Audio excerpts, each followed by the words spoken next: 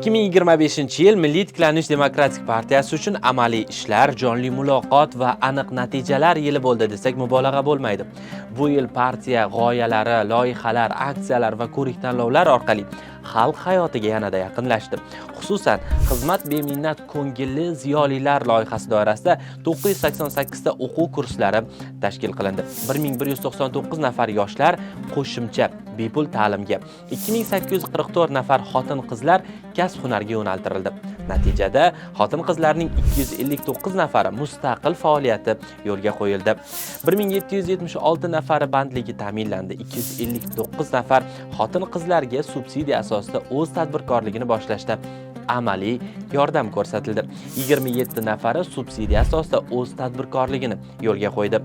Uyma-uy loyihasi doirasida 18635 ta xonadon o'rganilib, 6787 nafar yoshlar, 10601 nafar xotin-qizlar qamrab olindi. 856 nafar yoshlarga, 603 nafar ayollarga kredit ajratilishida amaliy ko'mak berildi. 1514 nafar yoshlarga, 3998 nafar ayollar kasbga yo'naltirildi. 2094 nafar yoshlar, 5787 nafar ayollarga sog'ligini tiklash yuzasidan amaliy yordam berildi. 859 nafar ayollarga uy-joy va yer-mulk bilan bog'liq masalalarda ko'maklashildi. 1131 nafar yoshlar, 1376 nafar xotin-qizlarning muammoli masalalari deputat nazoratiga olindi. Deputat bilan yuzma-yuz loyihasi doirasida 81127 nafar saylovchi bilan uchrashuvlar tashkil etildi. Uchrashuvda 6819 ta masala qayd etilib, shundan 5998 tasi ijobiy hal etildi. Sayyor qabul loyihasi doirasida xalq deputatlari mahalliy kengashlari deputatlari tomonidan 5212 ta uchrashuvlar tashkil etildi. 93611 nafar aholi qamrab olindi. Aholining 10886 ta qayd etilgan murojaatlardan 8886 tasi ijobiy hal etildi. Ommaviy diktant loyihasi doirasida respublika miqyosida 12000 nafar ishtirokchi qamrovda 70 dan ortiq ommaviy diktant tadbiri o'tkazildi. Siyosatga marhamat loyihasi doirasida deputat ayollarning 2500 nafarga yaqin xotin-qizlar uchun 12 ta mahorat darslari o'tkazildi. Kitob marafoni loyihasi doirasida 500 dan ortiq yosh siyosatchilar 30 nomdagi kitoblar bo'yicha bellashdi. G'oliblar partiyaning esdalik sovg'alari bilan taqdirlandi.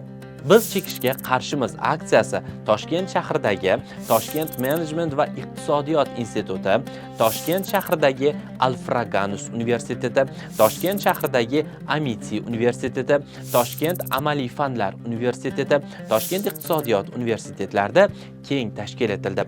Til posbonlari jamoatchilik nazorati aksiyasi doirasida 60 ta belgilangan obyektlarda jamoatchilik nazorati, o'zbekcha kuylaymiz, o'zbekcha gaplashamiz, o'zbekchasi bor-ku, bexato yoz loyihalari amalga oshirildi. Biz kitobsevar xalqmiz aksiyasi doirasida hududlarda bolangiz bilan kitob o'qing marafoni tashkil etildi.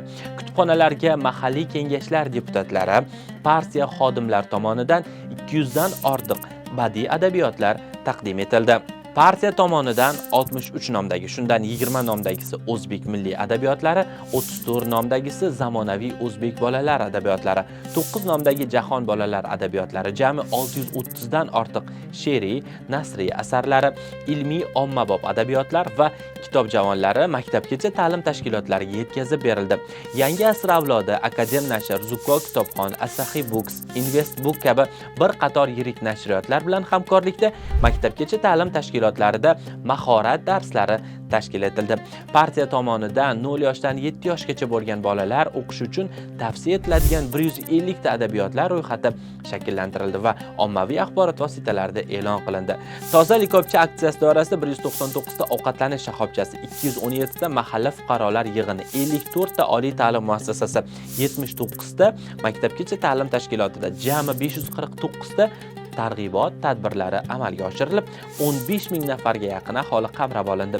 O'zimizniki aksiyasi doirasida 300 dan ortiq ijodiy ishlar kelib tushdi. G'oliblar partiyaning esdalik sovg'alari bilan taqdirlandi. Yashil makon ko'chat ekish aksiyasi amalga oshirilib, Toshkent shahri Shirin mahallasida Milliy tiklanish va Tong yulduzi bog'i barpo etildi.